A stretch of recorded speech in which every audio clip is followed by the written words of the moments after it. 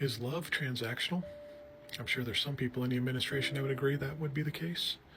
But it's something we talked about in our latest episode of the Dan and Cam podcast, where we're talking about Valentine's Day and just how everyone likes to celebrate their VD. And in it, we were kind of discussing how transactional society has made love. Because when you look at it and look at what traditionally happens on Valentine's Day, you have the roses, you have the chocolates, you have the dinner and all that. It's a transaction. I'm doing all this stuff, so I'm expecting something else later. And I'm speaking from a male point of view here on just what it seems like to a lot of people. And, where that's rooted in. And it's not just pure capitalism. I think it was taught to us in a lot of systems in society that we have today. I remember when our oldest child was young, 1 or 2 years old, we went to a class at the church where they opened up the daycare and watched the kids and let us go out on little dates.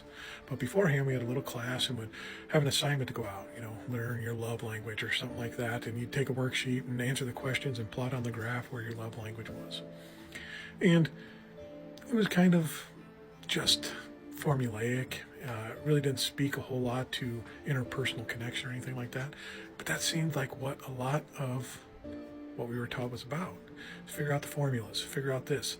Your man likes this, you do this. Your lady likes this, you do this. And then everything will be great.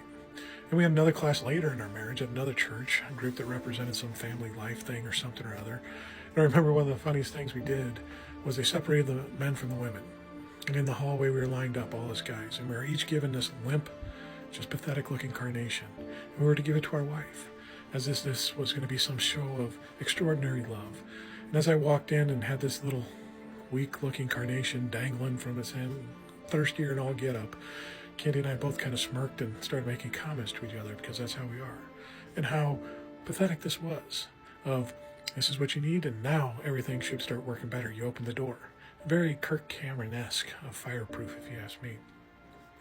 But I think about other things we had, materials we had. I remember one book was something about sex starts in the kitchen. So if you want to, get your wife in the mood, start doing the dishes. And there is some truth to that, but it's not based on a transaction. I'm not putting a deposit in a bank to expect to get a withdrawal later. It's, hey, you look a little tired, you had a rough day, have a little respite. Let me take care of dinner and the dishes. You go ahead and rest. Go do something you want to do, whether it be craft, read a book, whatever. Just do what you like. Let me take care of it tonight. Just because you need it. It's noticing the little things and just understanding your partner and what's going on. But too many times we try to find a formula, try to make a bank deposit, try to make it transactional. And that's never going to work in the long run.